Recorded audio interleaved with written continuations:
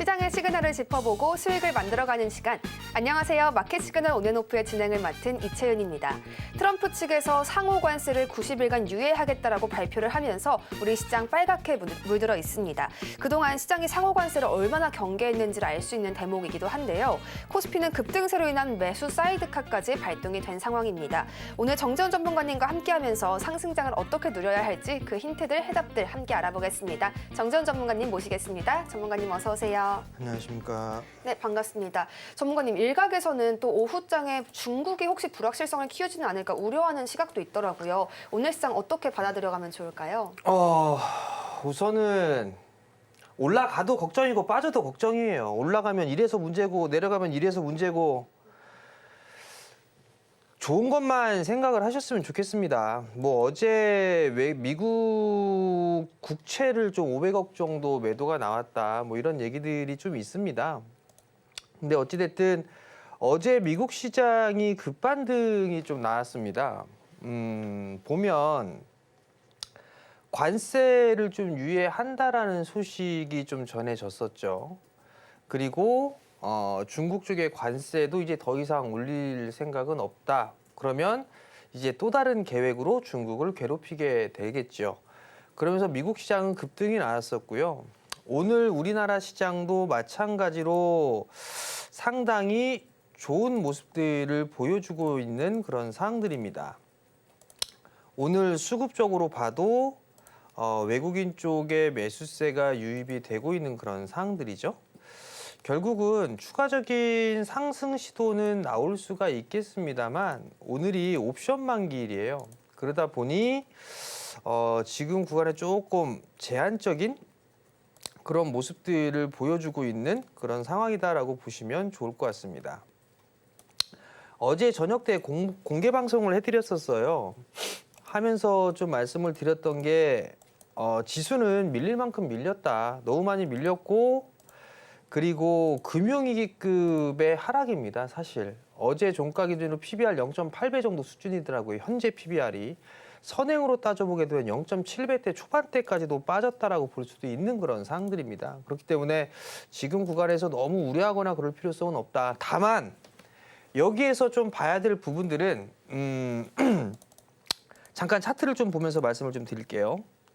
요런 모습들이 나올 수 있을 겁니다. 요러한 모습들, 요런 모습들이 나올 수 있다라는 부분들을 좀 기억을 하셔야 될 것 같아요. 색깔이 좀 안 보이니까 요 부분들을 한번 바꿔볼게요. 하얗게. 요렇게 좀 보게 되면 하얗게 보게 되면 밀려 내려왔다가 급반등이 나왔죠. 그리고 나서 다시 조정을 받고서 이중바닥형의 모습들을 만드는 그런 모습들을 보일 수가 있습니다. 이때도 마찬가지로 V자 반등이 나왔었죠. 여기도 마찬가지로 V자 반등이 나오고 나서 쉬어가는 그런 모습들이 나왔을 거예요. 이렇게. 요 구간도 마찬가지로 흐름들이 나올 수가 있을 겁니다. 우선 옵션 만기를 지금 보게 되면 320포인트 언저리대에서 지금 거래가 되고 있을 겁니다. 선물 기준으로 320포인트 언저리대에서 진행이 되고 있는데 오늘 시장의 흐름들이 만약에 이건 그냥 제 내피셜입니다. 3월 말부터 공매도가 재개가 되기 시작을 했어요. 그러면서 미국 외국인들은 공매도를 일단 전 섹터에 걸쳐서 아마 다 했을 겁니다. 그리고 난 다음에 오늘 아마 롱숏 플레이가 동시효과에 좀 나올 수도 있는 그런 자리대가 아닌가 저는 그렇게 좀 생각을 하고 있어요. 그렇기 때문에 동시효과 때까지도 일단은 상승을 좀 더 할 수 있지 않을까 그렇게 좀 생각을 하고 있고요. 지금 미국 선물이 좀 약해요. 미국 선물이 어제 원체 급등을 했기 때문에 좀 약한 그런 모습들을 보여주고 있는 그런 상황입니다만 미국의 상승폭에 대비했을 때 한국 시장은 너무 좀 적게 올랐죠. 일본 시장도 8%대 급등이 나오고 있는 상황이고 그러면 우리나라 시장도 오후장에 조금 더 상승 탄력을 받을 수 있지 않을까? 그렇게 좀 보여집니다. 그러면 지수 반등은 어디까지 좀 나올 수가 있을까? 이 부분들을 살펴볼 필요성은 있을 것 같아요. 여러분들한테 항상 밀려 내려오게 되면 이평선 기준으로는 21선이 저항입니다라는 부분들을 말씀을 드렸을 거예요. 요 21선을 일단 저항으로 놓고 보는 전략 첫 번째. 그리고 우선 1차적으로 볼 수 있는 부분들은 요 갭이 하나 있죠. 여기에 갭이 하나 있고 그 다음에 두 번째 갭이 여기에 있습니다. 그러면 요 갭은 메꿀 수가 있을 거예요. 그렇기 때문에 좀 여유 있게 본다라고 하게 되면 요 두 번째 갭까지 메꿀 수 있는 자리대, 즉 2,500대 중반 자리대까지는 좀 버텨보는 전략. 그리고 만약에 나는 좀 짧게 대응을 하고 싶어라고 하게 되면 21선의 저항, 이 부분들을 놓고 대응을 할 필요성이 있다. 그렇게 좀 말씀을 드려보도록 하겠고요.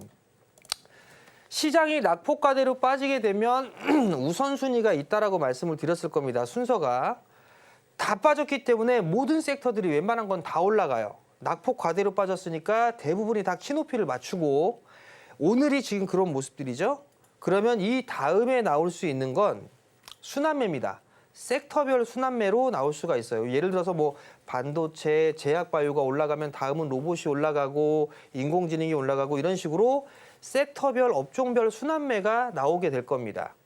그리고 난 다음에 형성될 수 있는 게 주도 섹터, 즉 2분기를 끌고 갈 만한 섹터가 탄생하게 되어 있습니다.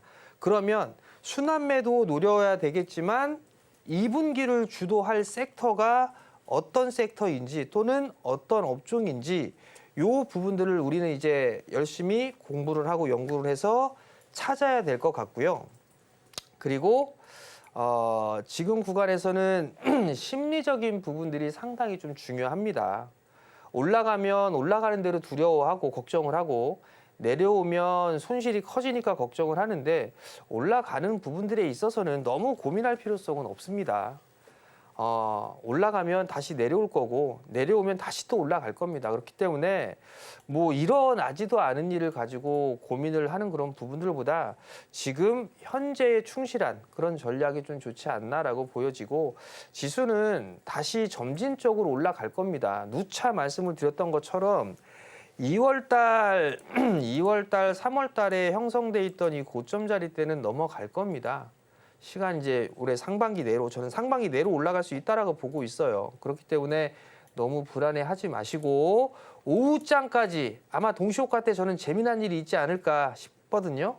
그러니까 오후장까지 한번 지켜보자라는 말씀을 좀 드리겠습니다. 네, 전문가님께서 시장을 점검해 주시는 사이에 코스닥 시장에도 사이드카가 발동되었다는 속보가 전해졌습니다. 시장의 급격한 충격을 좀 방지하기 위한, 완화하기 위한 장치가 발동되었다. 이렇게 이해해 가시면 되겠습니다. 시청자분들도 이제 잘 아시겠지만요. 저희 중간중간 종목 상담까지 함께 더해드리고 있습니다. 함께하고 싶으신 분들은 샵 0082번으로 문자 상담을 주시거나요. 서울경제TV 유튜브 채널을 통해서 실시간 채팅 주시면 되겠습니다. 종목명, 매수가, 그리고 보유 비중 함께 꼭 담아주셔야 합니다.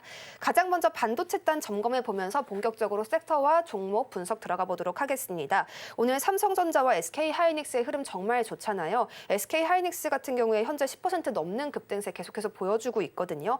전문가님, 오늘 반도체 소부장단까지도 다 점검을 해보면 되게 좋을 것 같은데 전문가님의 탑픽은 또 어디에서 찾아볼 수가 있을지 궁금합니다.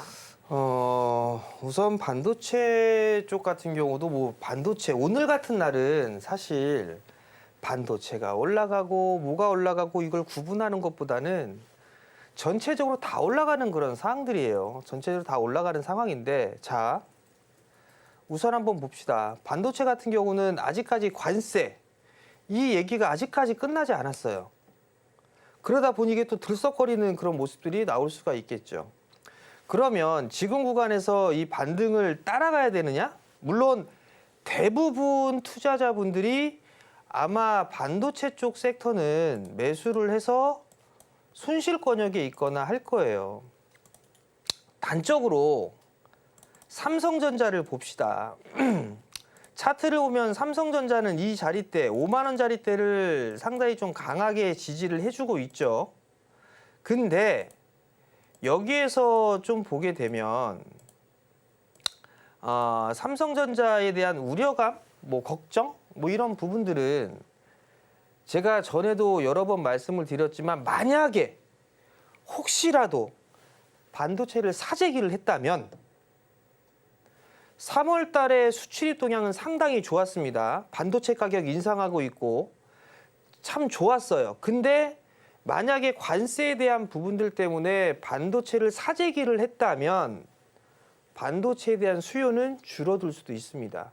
그걸 체크할 필요성이 있지 않나라는 생각이 들어요. 두 번째는 삼성전자 실적이 잘 나왔어요. 1분기 때. 그러면 2분기 때도 잘 나와야 되지 않을까 생각을 할 수 있는데 만약에 이게 사재기였다면 2분기 실적이 좀 부족하게 나올 수가 있겠죠. 이런 부정적인 측면 한 가지. 긍정적인 건 너무 싸다라는 거.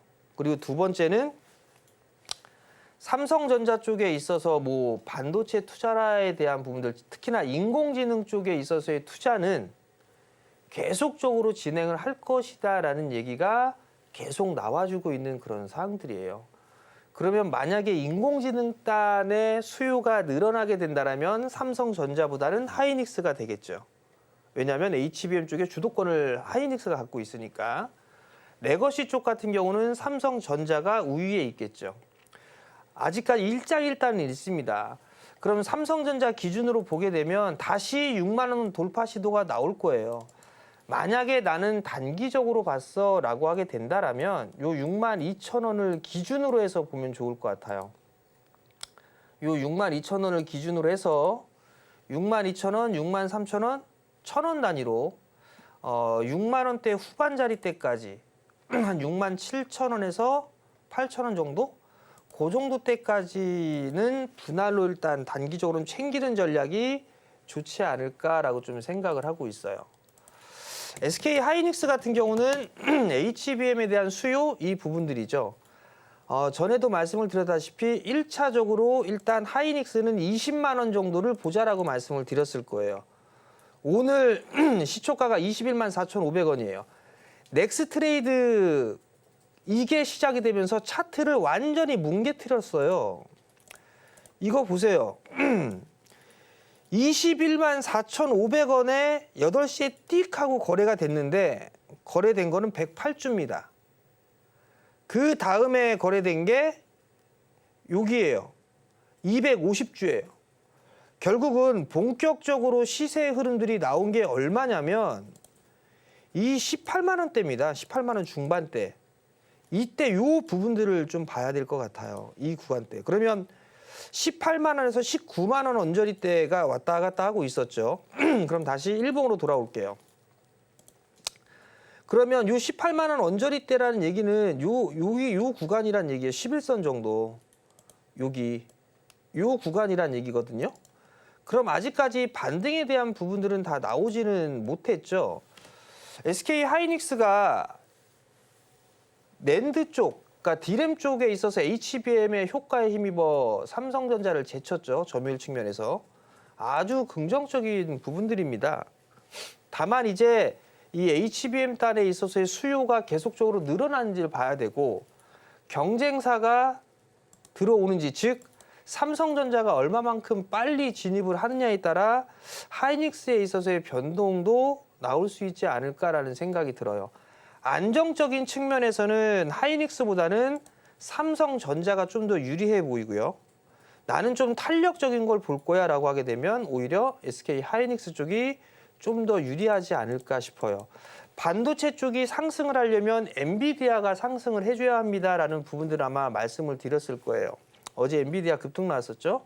그 영향이 지금 반영이 되고 있다라고 보시면 좋을 것 같고, 이 엔비디아가 올라가게 되면 인공지능, 즉 AI 쪽에 있어서 관련돼 있는 장비 쪽이라든가 부품, 소재단 이런 쪽의 기업들도 다시 상승을 해줄 수가 있을 거예요. 그러면 대체적으로 보게 되면 뭐 소캠이라든가 CXL, 그다음에 주문형 반도체, 이게 칩 관련주들이죠. 뭐 예를 들어서 텔레칩스, 퀄리타스 반도체, 에이징랜드, 자람테크놀로지 이런 쪽 같은 경우는 칩 관련주잖아요. 주문형 반도체 쪽. 그리고 TLB나 심텍 이런 쪽은 소캠 관련주로 좀 볼 수가 있겠죠. 이런 쪽으로 이렇게 구분을 해서 볼 필요성은 있을 것 같고요. 반도체 쪽 같은 경우도 이게 모든 게 다 올라가는 것보다는 종목별로 이게 움직임이 나오지 않을까? 저는 그런 생각을 하고 있어요. 실적이 좀 좋아지는 부분들도 있지만 좀 부진할 수도 있는 그런 종목군들도 나올 수가 있지 않을까라는 좀 생각이 들어요. 그리고 아직까지 이게 관세에 대한 부분들이 해소가 안 됐잖아요. 그 영향 때문에 그래도 이게 출렁거리는 모습들이 계속적으로 나올 수 있지 않을까라고 보여지거든요. 그 부분들은 좀 감안을 하고 봐야 되지 않을까라고 좀 생각을 하고 있고요. 지수가 급등을 하기 때문에 종목군들 다 움직이는 그런 모습들을 보여주고 있는데 일단 하락폭의 절반, 하락의 시발점부터 절반, 이 부분부터는 보유 물량의 절반 정도는 분할로 좀 매도를 하고 난 이후에 다시 보는 전략이 좀 좋을 것 같아요. 왜냐하면 외바닥으로 가는 것보다는 이중바닥형의 모습을 보일 가능성이 좀 높거든요. 그렇기 때문에 이 하락폭의 절반 정도가 나왔을 때, 즉 예를 들어서 한번 차트를 보면서 말씀을 드리면, 예를 들어서 소캠 쪽에 있어서의 뭐 심택 이런 것들을 보면 움직임이 나와줬잖아요. 이렇게 움직임이 좀 나와줬는데 여기에서 보는 것보다 이게 내려왔어요. 조정을 받고 난 이후에 61선 지지를 받고 움직이고 있죠. 21선에 대한 저항이에요. 하락에 있어서의 시발점부터 절반이니까 대충 이 정도로 좀 보자고요. 그러면 딱 2만 원 언저리예요. 2만 원 언저리가 21선 정도가 되잖아요. 그러면 밀려 내려왔으니까 반등이 나왔고, 그리고 난 다음에 다시 눌림을 주고 이렇게 움직일 수도 있다는 얘기거든요. 그러면 여기에서 일부 덜어냈다가 다시 매수를 하는 전략이 더 유효해 보이지 않나라는 좀 생각이 들어요. 물론 나 이거 버틸 수 있어. 이런 조정까지 뭐 이렇게 크게 빠졌을 때도 버텼는데 굳이 요거 빠진다고 흔들리진 않아. 그럼 버티셔도 괜찮을 거예요. 다만 아직까지 관세에 대한 부분들이 해소가 안 됐기 때문에 좀 출렁거림은 나올 수가 있다. 그게 생각보다 좀 클 수도 있는 상황이잖아요. 그러다 보니 제가 권해드리고 싶은 거는 이렇게 진행을 하셔도 다시 매수 포인트를 좀 잡을 수 있지 않을까라고 좀 생각이 드니까 그 점은 좀 참고를 하시고 보셨으면 좋겠고요. 대부분의 종목군들이 다 똑같습니다. 대부분의 종목군들이 다 똑같은 모습들을 보여주고 있는 그런 상황이기에 뭐 지금 제주반도체라든가 이런 쪽도 마찬가지죠. 다 21선에 대한 저항으로 지금 작용을 하고 있어요. 제주반도체도 21선 저항이죠. 퀄리타스 반도체도 21선에 대한 저항이죠. 오픈엣지는 아직 멀었고요. 어부 반도체 아직 좀 멀었고요. 대부분 오늘 급등이 나오고 있는 부분들은 21선에 대한 저항입니다. 그리고 차트의 모습을 보면 윗단에 있는 애들이 있고 아랫단에 있는 애들이 있죠. 윗단에 있는 애들은 일단 유리 기판, 필옵틱스나 YC캠, 캠트로닉스 이런 쪽이 있죠. 마찬가지예요. 얘네들도 하락폭의 절반, 그리고 21선. 요 부분들을 목표치로 놓고, 단기적인 목표치로 놓고 보는 전략이 좀 유효하되, 만약에 이 필옵틱스를 기준으로 보게 되면 마찬가지로 요 36,000원, 36,000원에 38,000원 요 언저리대에서는 일부 좀 챙겨 놓고 다시 눌렸을 때 되받는 전략, 이런 식으로 이중바닥형의 모습들이 나올 수 있다는 얘기예요. 종목들이.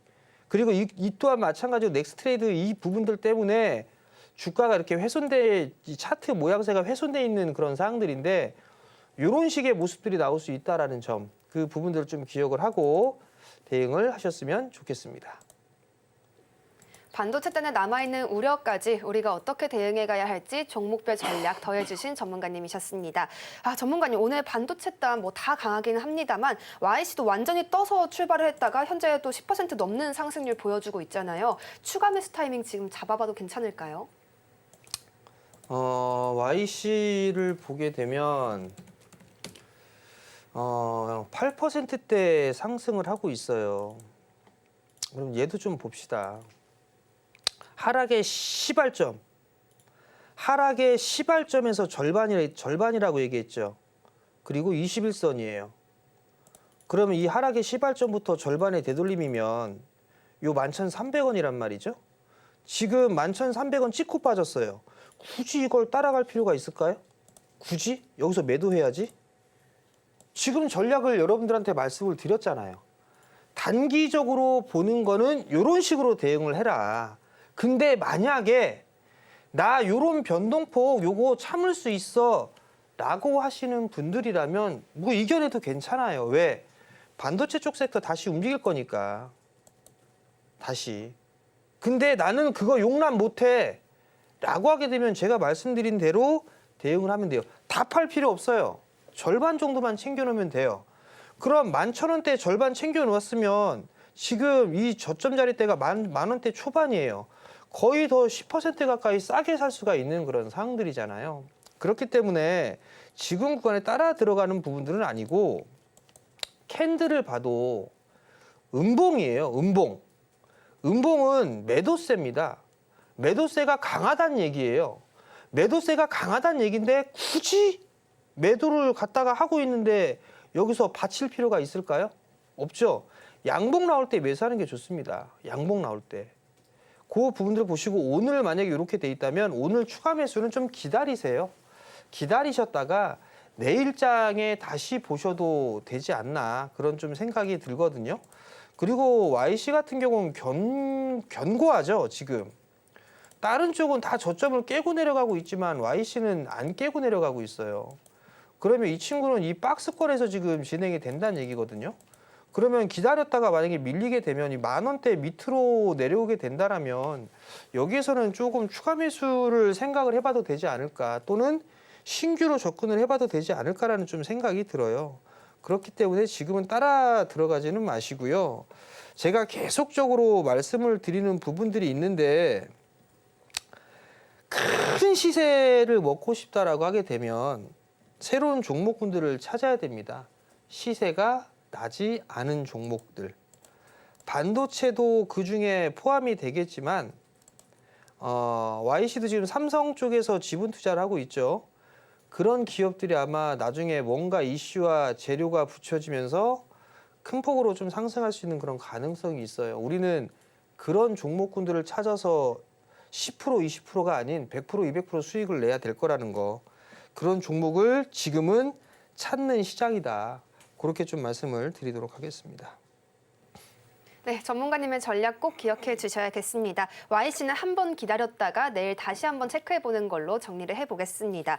이어서 전기 장비 관련 종목들 점검을 해보도록 하겠습니다. 오늘 HD 현대일렉트릭 정말 큰 폭의 상승 보여주면서 현재 거의 16% 가까운 급등을 보여주고 있거든요. 이 전력 쪽에서 정말 관세 이야기와 함께 고점 대비 빠지는 움직임이 나오다가 오늘의 반등이 참 반갑기도 합니다. 그리고 이전에도 외국인이 빠지는 와중에도 계속 담아갔다라는 부분들 증권가가 주목했던 요소이기도 하거든요.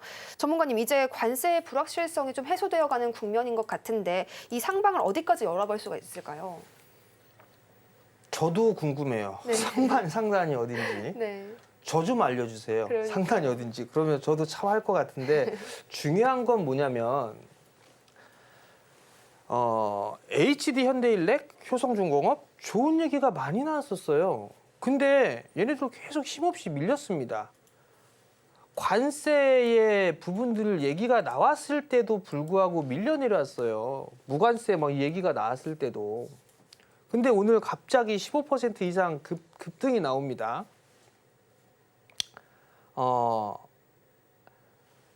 무슨 말씀을 드리고 싶냐면 많은 관심을 가지고 있는 섹터들, 종목군들 같은 경우는 막 흐름들이 좋아요.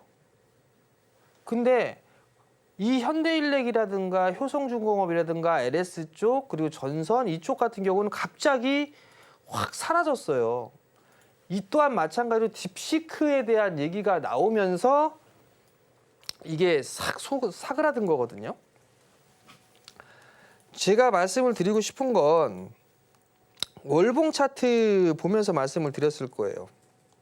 아, 이거 이제 2달 빠졌으니까 한 21선 정도, 20개월 선 정도 오게 되면 충분히 사볼만 하네요. 근데 20개월 선까지 안 왔어요. 이게 좀 아쉬운 부분들이죠. 이격이 벌어지고 난 이후에 이러한 조정은 얼마든지 나올 수가 있습니다. 그러면 이만큼 올라가서 2개월 조정 받았으면 이 20개월 선에서는 매수를 할 수가 있겠죠. 다 마찬가지예요. 효성중공업도 마찬가지가 될 겁니다. 실적 좋아요. 미국에 공장이 있어요. 인공지능으로만 송배전 이쪽이 하는 게 아니라 노후화된 부분들도 교체를 해야 되잖아요. 근데 지금은 그냥 오로지 조선, 방산 막 이쪽만 얘기만 나오고 있습니다. 그러다 보니 상대적으로 잘 움직이고 있고 잘 버텼었던 송배전 종목군들이 조정을 받는 거죠. 잠시 쉬어가는 그런 구간으로 봐야 될 거예요. 실적으로만 보게 되면 더 움직여줘야 되겠죠. 실적을 보면 이 친구 최고 실적이라고 말씀을 드렸었잖아요. 최고 실적. 6천억 700억인데 올해 9천억입니다. 26년도는 조 단위로 넘어가죠. 그러면 실적과 매출이 계속 늘어납니다. 수주 잔고 많아요. 그리고 밸류도 이거 되게 비싸 이 부분들도 아닙니다. 그러면 충분히 이런 종목군들은 천천히 모아갈 수가 있겠죠. 전에 한번 말씀을 드렸을 거예요. 조선이나 방산 이런 쪽을 살 바에는 차라리 전력 쪽이라든가 변압기 이쪽에 저가 매수를 하는 것도 한 가지 방법입니다라고 말씀을 드렸을 거예요. 조선 쪽 섹터 같은 경우도 뭐 구분을 해서 말씀을 좀 드렸으니까 그러면 걔네들은 많이 올라갔고 전력 쪽은 많이 올라간 상태에서 조정을 받은 거잖아요. 그러면 HD 현대일렉이나 효성중공업이나 이런 쪽을 봐도 충분하겠죠. 그리고 저 아랫단에 있는 LS나 LS일렉 같은 경우도 반등이 나올 수가 있겠죠. 그럼 변압기가 올라가는데 전선 안 올라갈까요? 그러면 제일일렉트릭이나 가온전선, 대한전선 이런 쪽도 충분히 흐름들이 나올 수가 있겠죠. 그렇기 때문에 이게 참 시장에 뭔가 이게 관심이 딱 있어야 돼요. 관심거리가 있고 뉴스거리가 있고 막 그렇게 해서 관심이 확 집중이 돼야 매수세가 많이 모이잖아요. 그런 흐름들이에요. 그러면 변압기나 이쪽 그 송배전 쪽의 관련 종목군들은 여전히 실적은 우상향을 하고 있는 그런 상황들이기 때문에 오늘은 제법 많이 올라갔어요. 그렇기 때문에 조금 조정을 받게 된다라면 그때 좀 보는 게 좋지 않을까라는 점을 좀 말씀을 드리고 싶고요. 보유를 하고 계신 분들이라면 좀 더 보유를 해봐도 되지 않을까. 근데 이제 단기적으로 보면 여기서 보면 HD 현대일렉 요 21선 여기 왔는데 요거 매도해야 되겠네? 이렇게 좀 생각을 하실 수가 있을 거예요. 그죠? 하락의 시발점부터 절반이라고 얘기했으니까 이렇게. 그럼 딱 정확하게 31만 5천 원이에요. 21선. 근데 만약에 여기에서 나는 이거 지금 40만 원에 물려 있는데 38만 원에 물려 있는데 이런 투자자분들도 계실 거예요. 그러면 손실이 큰 상황이잖아요. 이건 매도하면 안 되죠. 한번 제쳐줄 때, 눌러줄 때 그때 추가 매수해서 단가를 낮춰야 되고 만약에 이게 넘어갔어요. 넘어가게 되면 그 다음은 35만 원 라인대예요. 요때, 여기. 요 자리 때는 뭐냐면 이렇게 하락 N자형으로 밀렸죠. 이런 것까지 말씀을 드리면 좀 그런데 자 여기서 보면 이렇게 하락 N자형으로 이렇게 밀렸어요. 그러면 요 하락의 절반 정도가 아마 요 정도가 될 겁니다. 여기서 보면 대충 그렇죠? 자, 큰 하락 N자로 빠졌어요. 그러면 그 하락 N자형의 절반 요거를 조금 러프하게 잡고 목표치로 보는 거예요. 그러면 하락의 시발점부터 절반 정도 됐을 때는 저항인데 여기서 조정을 받고 다시 움직이게 되면 조정을 받았을 때 추매해서 단가를 낮춰야겠죠. 그리고 난 다음에 그 추가 매수해서 했던 거는 하락 N자형의 절반 구간에서는 매도를 하는 거예요. 추가 매수한 물량은 적어도. 그렇게 하게 되면 손실이 아니죠. 수익을 내고 나올 수가 있잖아요. 요 부분들까지 말씀을 드릴 테니까 참고들을 하시고 한번 잘 대응을 해보셨으면 좋겠습니다. 전력 섹터 속에서도 이 변압기 또 전선으로 확장되어 갈 수 있다라는 수급의 가능성까지 함께 짚어주셨습니다. 전문가님께 종목 상담으로 함께 또 부탁을 드려봐야겠는데요. 이수페타시스 상담 들어와 있습니다. 29,400원에 매수하셨고요. 비중은 10% 가져가고 계십니다. 먼저 좀 수익을 축하드리면서요. 상담을 조금 더 추가해볼까 싶은데요. 이 바닥을 찍고 본격적인 상승인 걸까? 이 부분이 궁금하실 것 같습니다. 전문가님, 이분은 여기서 어떤 비중 조절 전략이 필요할까요? 29,400원에 매수를 하셨어요. 매수 잘하셨어요. 매수 잘하셨고 여기서 보게 되면 이제 이 자리대가 좀 저항이 될 수가 있겠죠. 여기 21선 자리대. 여기가 1차적인 저항 자리대가 되겠죠. 근데 좀 보게 되면 얘가 이 구간대 이렇게 좀 박스를 치는 것 같아요. 이렇게 박스를 치고 있고 어찌됐든 29,000원대 초반에 매수를 하셨으니까 이 친구 실적 좋아요. 이수페타시스 실적이 나쁘진 않잖아요. 계속 늘어나고 있고 밸류가 높은 것도 아니에요. 이거는 만약에 단기적으로 봤다라고 하게 되면 여기에서 한 번 더 움직이게 되면 요 원저리대에서는 아무래도 저항 자리대로 좀 부딪힐 수가 있을 거예요. 요 60일에서 121선 그러니까 한 36,000원, 37,000원 자리대에서는 저항으로 보일 수가 있을 거예요. 그러면 나는 단기적으로 봤다면 여기에서 일부는 덜어내는 게 좋겠죠. 근데 나는 좀 길게 봤어 라고 하게 되면 월봉 차트를 보게 되면 얘도 상승을 하고 조정받고 상승을 하고 조정을 받았단 말이에요. 얘는 하락 N자형으로 밀렸단 말이죠. 그러면 이 친구는 이렇게 움직임이 나올 수도 있어요. 중기적인 관점으로 보면.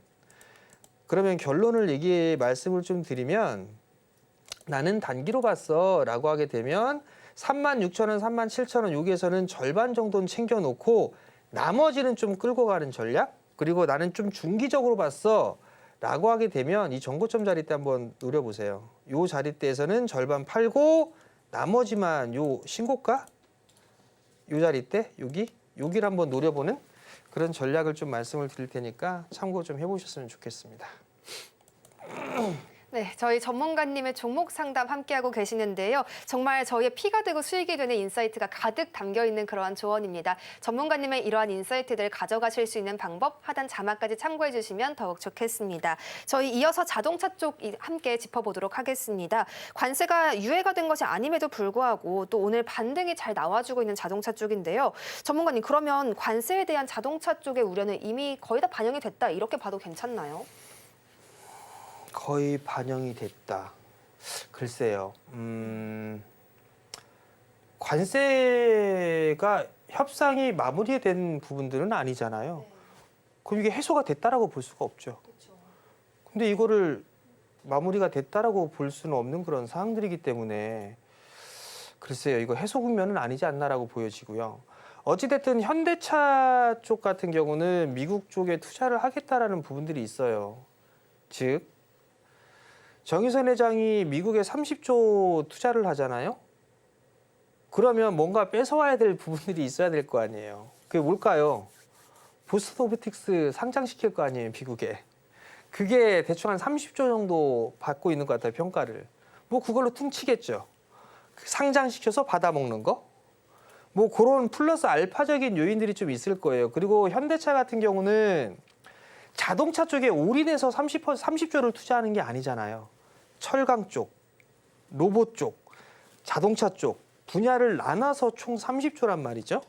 그렇기 때문에 이 부분들은 좀 고민을 해봐야 되는 그런 사항들이고 지금 자동차 판매라든가 이런 부분들은 그나마 좀 한국차, 현대기아는 선방을 좀 하고 있어요.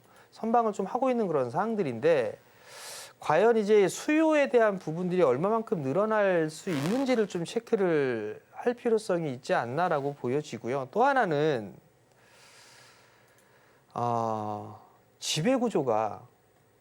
지배구조가 아직까지는 마무리가 안 됐습니다. 그렇기 때문에 이게 큰 폭의 상승을 하는 것보다는 박스권에서 움직이지 않을까?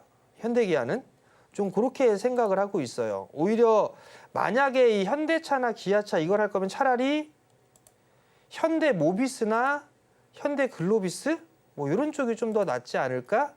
그런 좀 생각이 들고요.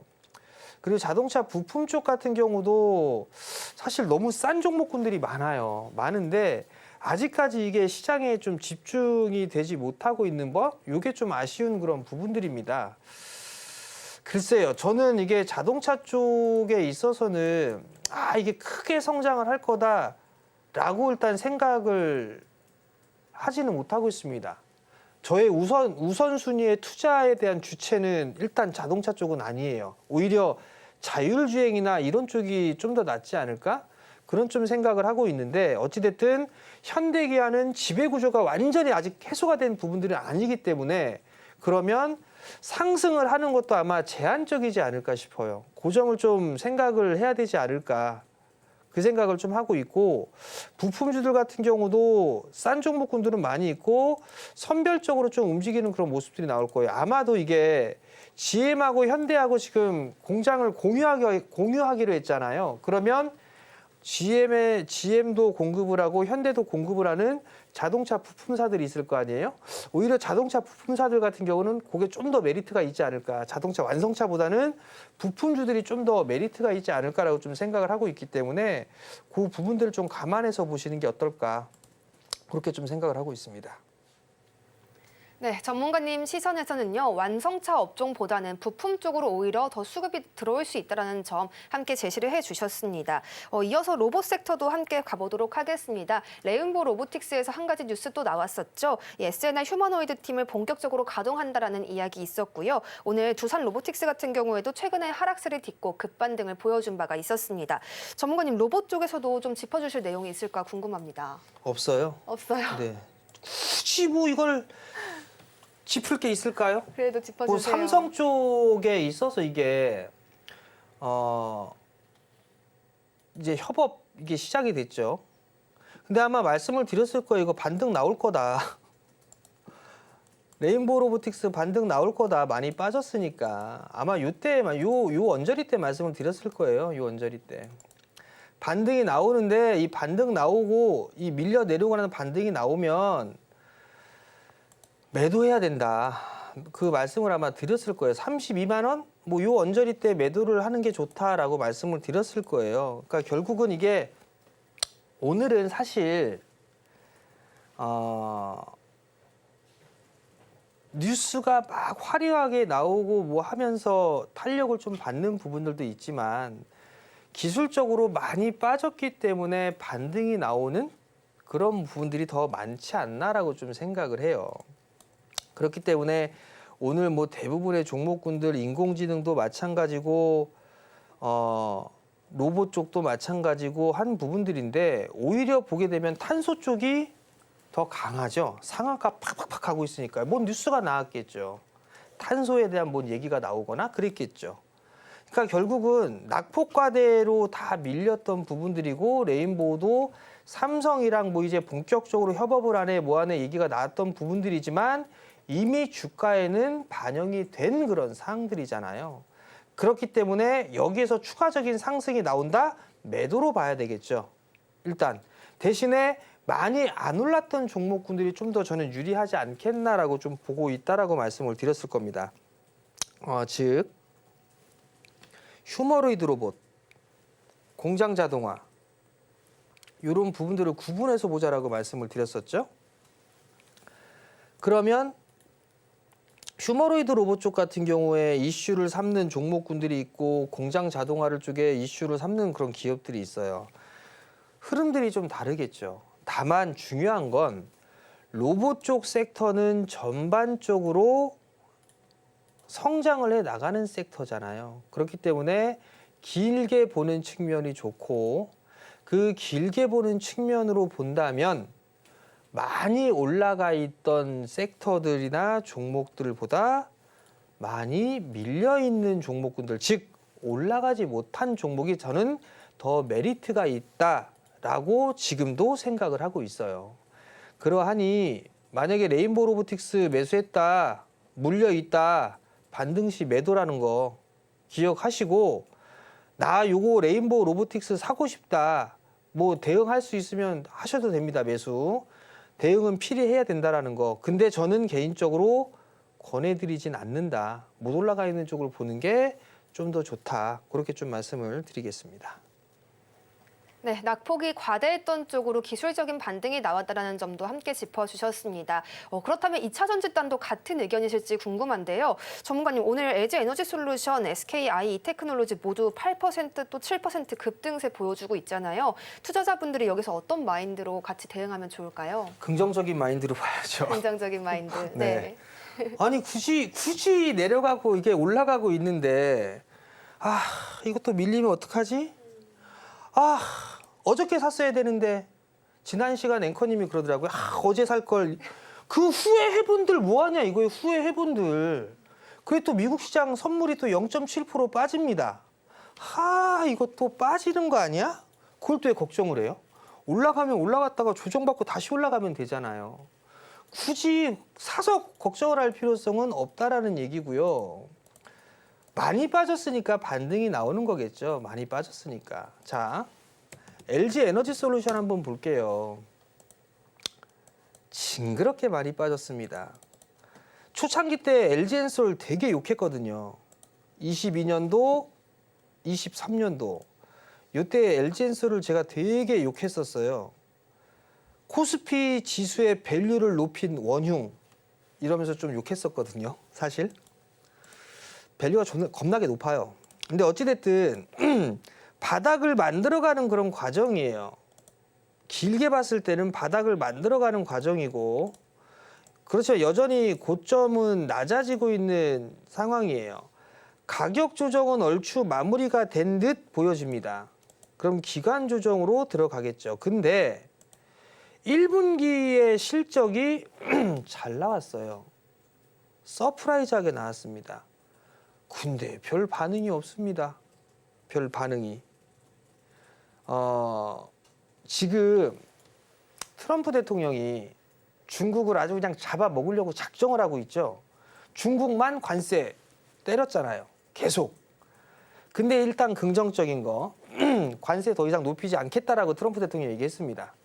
그러면 일단 관세로 죽이려고 하는 건 끝났어요. 끝난 거고 그 다음으로 또 뭔가를 죽이겠죠. 기업을 죽이든 뭘 죽이든 하겠죠.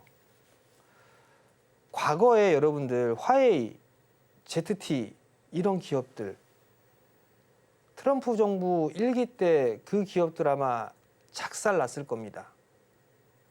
보안에 대한 부분들로 이슈로 그런 것처럼 뭔가 또 잘 나가는 기업들도 잡을 수도 있을 것 같아요. 그게 제가 봤을 땐 CATL 이런 쪽이 될 수도 있습니다.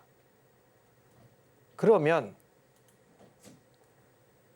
이거 대체제가 있어야 될 거 아니에요. 한국하고 일본이죠.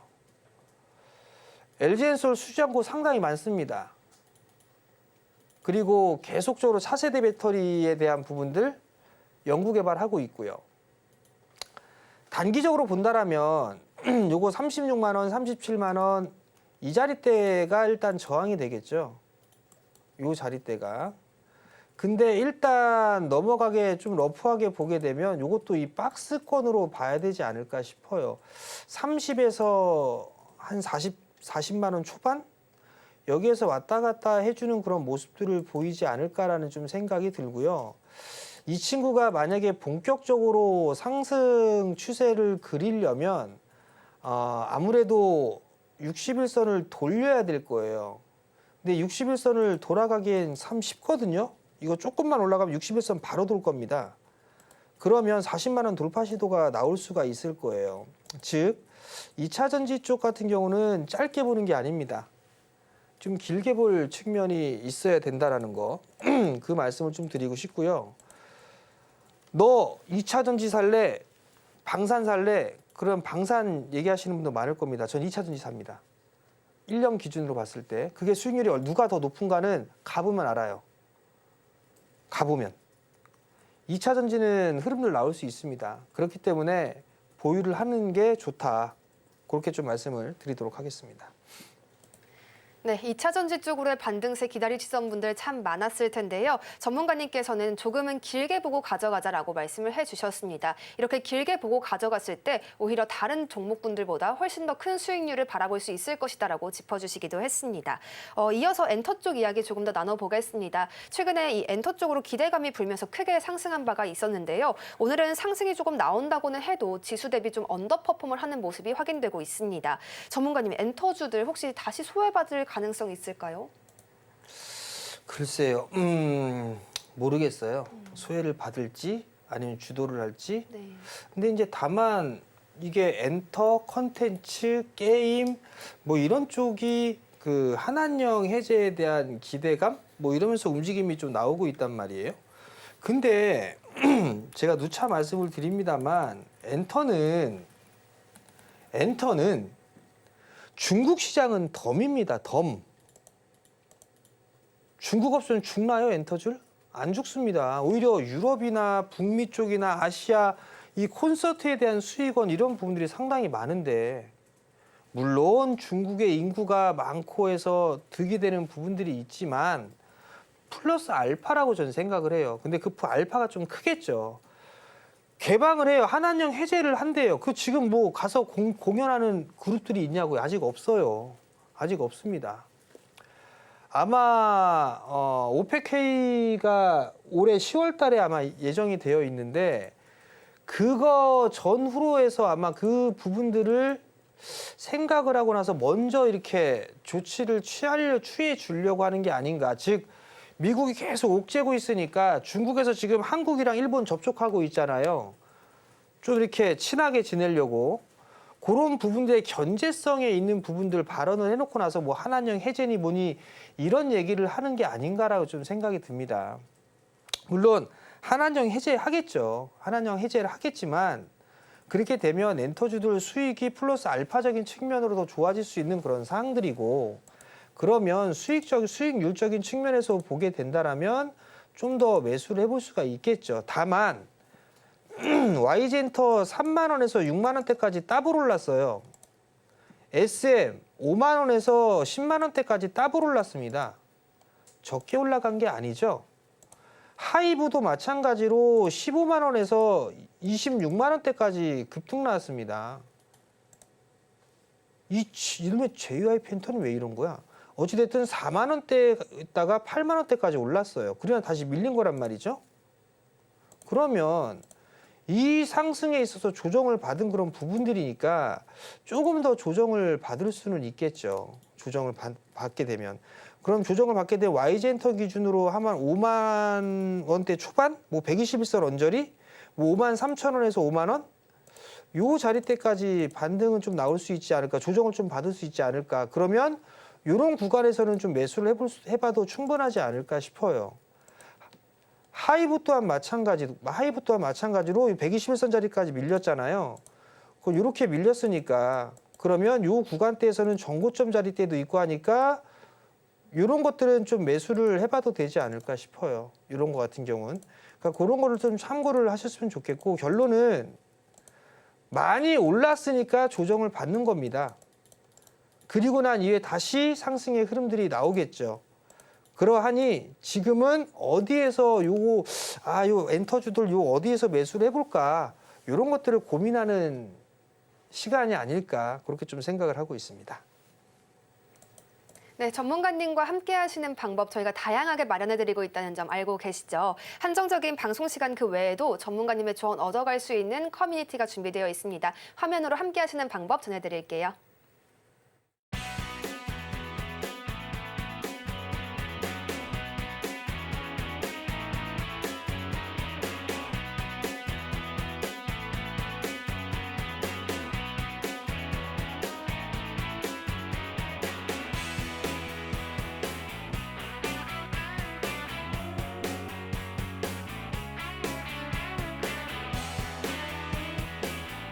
네, 오늘 저희가 준비한 내용은 여기까지입니다. 오늘의 상승을 즐기는 오후장이 되기를 바라겠습니다. 본 방송에서 제공하는 정보는 투자 판단에 대한 조언일 뿐 가치 판단과 상승 하락을 보장하지 않습니다. 저희는 내일 이 시간에 다시 한번 찾아뵙겠습니다. 함께해 주신 여러분 고맙습니다.